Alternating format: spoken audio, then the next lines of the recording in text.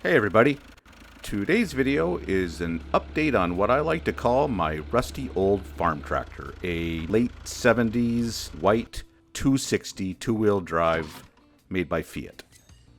Today we're going to do the first fluid change on this tractor in probably a decade, if not more, and we're going to mount the loader and bucket onto it for the first time, the one I got off of my parts tractor as you probably saw in the previous videos. So unfortunately, this machine has been sitting outside for a very long time, and one of the bolts on the top plate for the transmission was missing. So there's a great deal of water in the hydraulic fluid. That explains why it's so white coming out of the drain plug. Now that I've got it kind of flowing out the bottom, I'm going to just open up this filter and see what it looks like. I understand that it's a reusable stainless steel one, so hopefully it's in good shape and I can just clean it up and put it back in. There seems to be a magnet on the inside of this cover, which has picked up a little bit of material, but not very much, which I'm pretty hopeful about. You know, I was kind of afraid just how the inside of this thing has worn over the years. I don't really know just how badly it's been abused, but I know it's not had an easy time of it for the last little while. I put the filter in my ultrasonic cleaner and gave it a couple of different cycles with Dawn dish soap, and it looks like it's come out just fine. The transmission and the hydraulic system use the same fluid, so I'm using a universal tractor hydraulic fluid. I know with this much water in it, I'm probably going to have to flush it again, but I'm going to run it for, I don't know, maybe about 10 hours, then drain it and refill it, and hopefully it'll come back clean.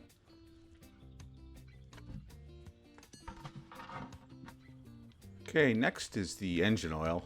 It wasn't all that bad, and it came out kind of black, but really it still felt okay, and there was no water in it. Replacing the filter was a real breeze too. It was off the shelf, so no drama there.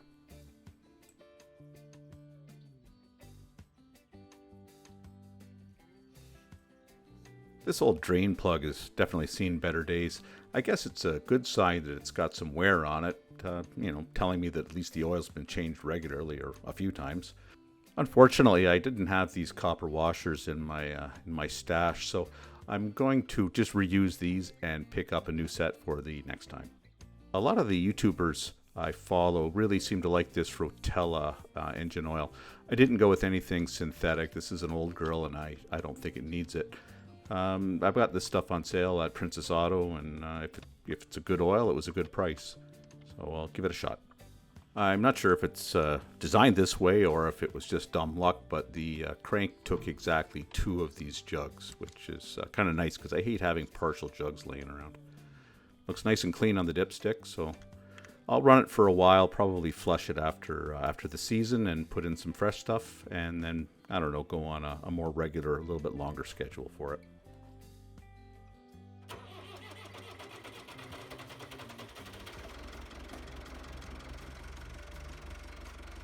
Just before winter set in last year, I was able to get the frame portion of the loader mounted onto the tractor. So now it's time to actually put the loader arms and hydraulics on. This old 2-handle spooler is probably no good, and they're not that expensive to replace. So I'm just going to toss this or send it to the scrap yard. So after I took off the old spooler, I tried it on the plate that came with it, and the plate was kind of too big in the wrong shape, so I had to make a new one. I wanted to mount it a little bit closer to the heavy iron here because the other one sat out a ways and it kind of jiggled, like the weight was way out too far. So this one I pushed everything back in. I had to flush mount these bolts, but I think it'll be okay. So that fits on. I'll just put one nut on just to hold it in place. That's 1/4-inch plate steel. And then we'll take this girl and put it on. And here's my 3 bolts. Line it up.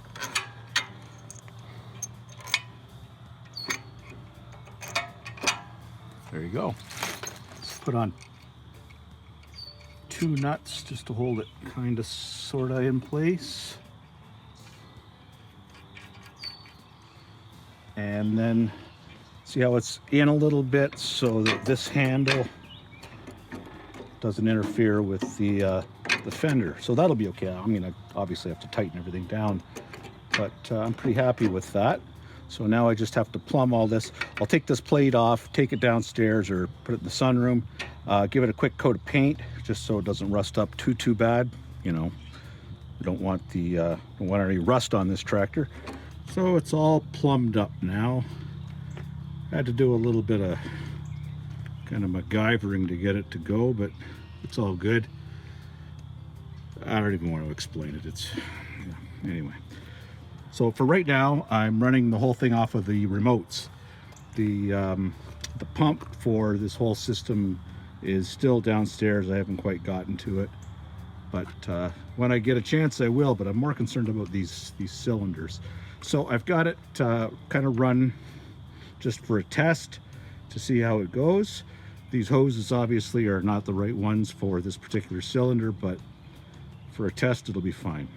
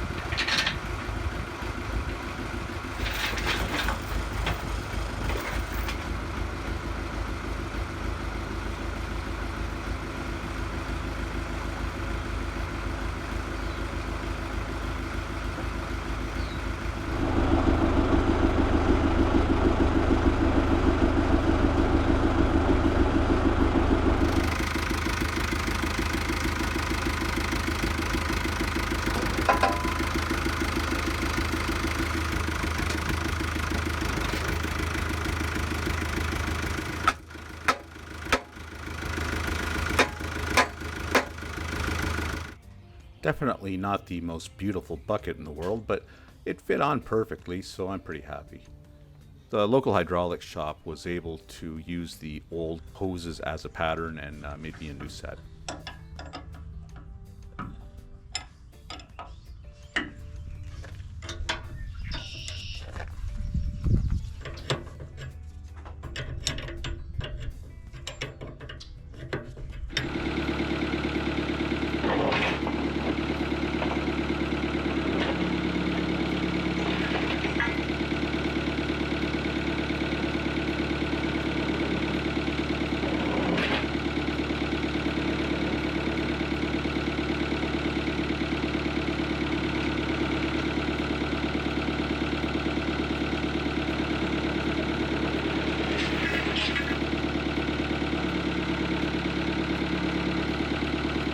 It looks like I've got everything hooked up exactly reversed.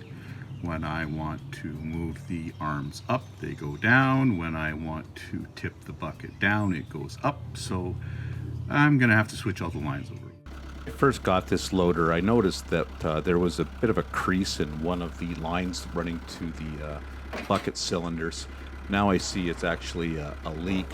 I'm gonna replace these things anyway. I just wanted to plumb them up so that I knew everything would work and fit. I just took that cylinder off, took it inside, gave it a little touch with the MIG welder. It seems to be stopped now.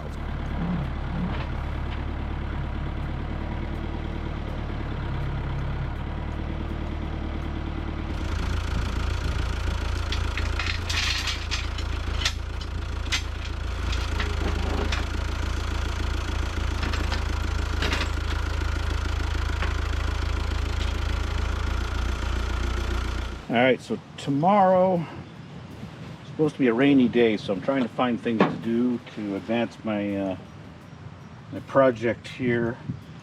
My uncle, of course, has stuff laying everywhere, right? Gave me this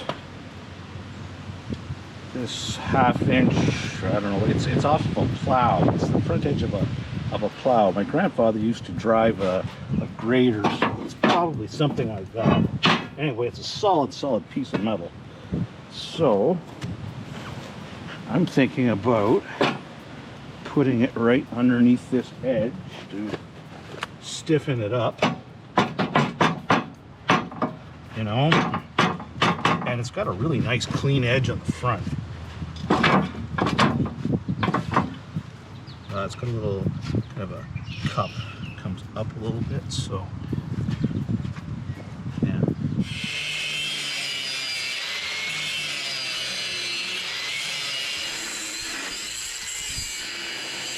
Some kind of crazy world, this might maybe just pull off, although I'd be awfully surprised if it worked that way. No kidding. Look at that. That thing's heavy. So be ready for it.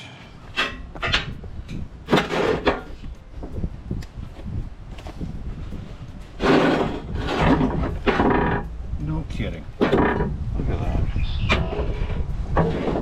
Pulled right off. Huh. I never would have believed it. These manure forks, which are a little bit, well, you know, they're just a little bit. So, those, I've got one out, believe it or not, it came, but these nuts, these nuts on this side holding it in, man, they are tough. So I'm going to soak them. I'm going to soak them, and then once again, man, it's all about heat getting this stuff off. I'll have to maybe pull it over closer to the shed and get on it with the torch, but they will come off. It's just a pain in the ass, that's all.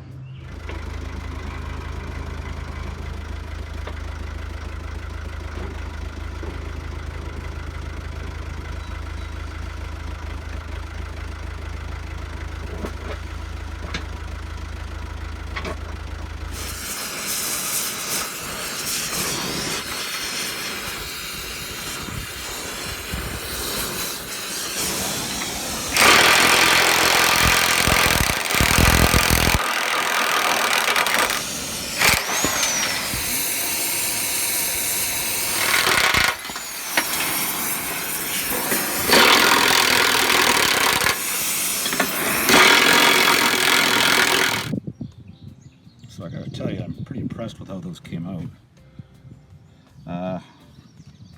Yeah, there's whatever. It's worn out. It's tired. It's had a life, but it's gonna have another life now. I'll get this thing back in order.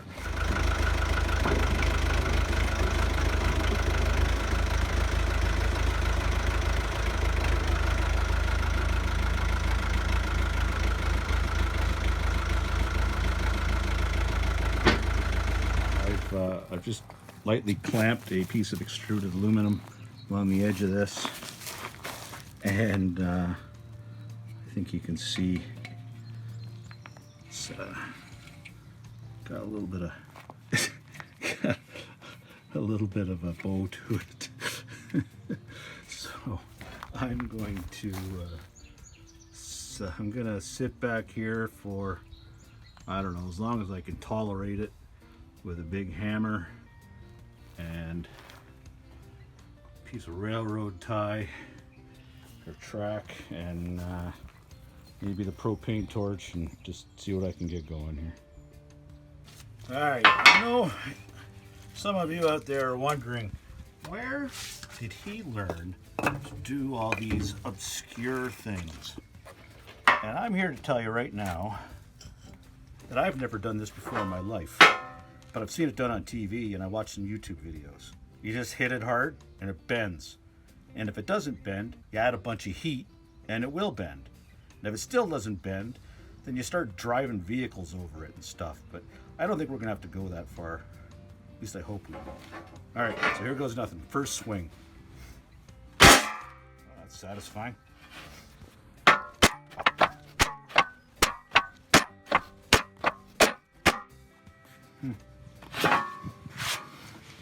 I'm not sure I've done anything, but I'm not sure I haven't.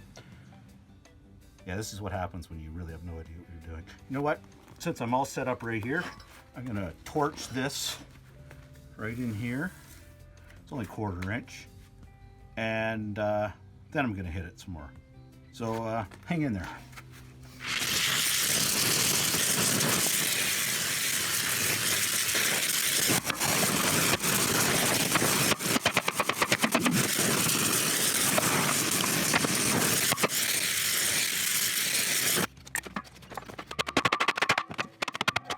Huh. It's like it worked.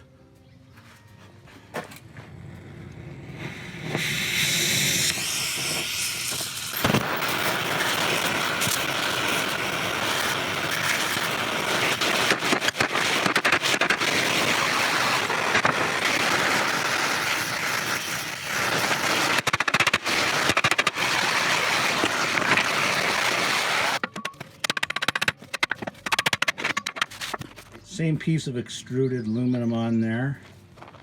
Let's get it nice and close. So I've got a bit of a kind of a drop. You know, it opens up a little bit in the middle, so it's kind of drooping, but it's more or less straight. Straight enough, in my opinion.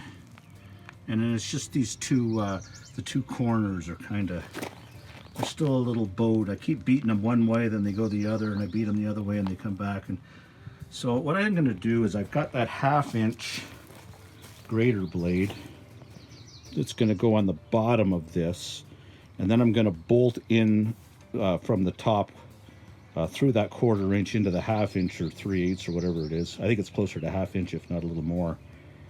And that's going to be close enough. I just want a kind of straightish, sharpish, strongish edge.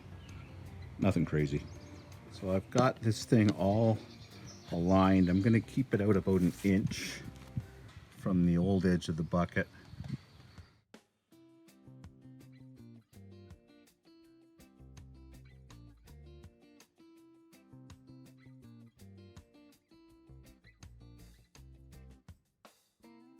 So I went with 9 holes all along the edge, 3 inches in from the edge. I drilled through the 1/4 inch bucket material and made a pretty good mark into the old grater blade, which actually drills not too bad. This is my setup. I've had this little drill press for a long time. I've had a bigger one, but this did me when I was starting out years and years and years ago. It's not bad. It's a little underpowered, but for this it should be fine. Plus it's light and portable, so I can bring it outside. I just shimmed up the sides with these 2x4s so it matches the top of the cutting surface, and this should be fine. I mean, this steel isn't that hard, and it's a pretty good bit. So this should only hopefully take just, I don't know, a few minutes. As if.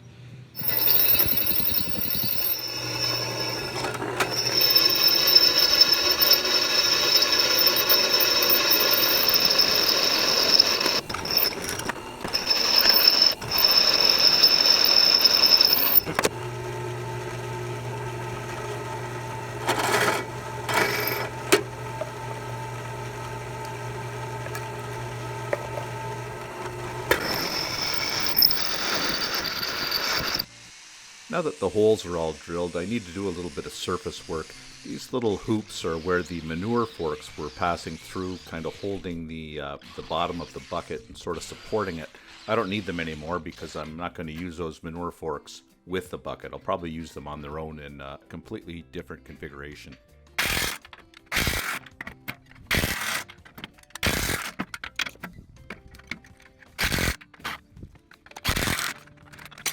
yeah, I'm pretty happy with that. This edge pulled nice and tight, which is what I was hoping. I'll have to look down it just to make sure it's still straight, but I'm sure it is, because I did a not bad job of getting the bow out of that 1/4 inch piece, and I really doubt it's got the ability to bend that 1/2 inch plate or 1/2 inch blade. So yeah, that looks pretty good. Next step is to put it back on the tractor and see if it fits. I wouldn't mind maybe taking a look at the back of this actually just before I do that, and see if it pulled up nice and tight on the underside. I cut off the excess and give it a quick clean up just so I don't cut myself. What will happen is I've got to do some welding on a few other little things. So when I get the welder out for that, which should be in the next couple of days, I'll give them a little touch, you know, just to make sure they don't come undone. But geez, it looks pretty good. I'm pretty happy with that. You know, I didn't expect much, and honestly, I don't even need much. But this will be perfect. So let's get her mounted onto the tractor and see how it looks. All right, well, it lines up and fits, and as well it should. I mean, it's been on there for years. I just noticed here that these bolts are way too small for the holes. So these are only 12 millimeter. I kind of wonder if it's not maybe 5/8, 9/16. So I'll figure that out and get the proper size bolts for these, because I don't want that kind of play in there. I want it nice and tight. But yeah, I'm pretty darn happy with that so far. It should work just fine.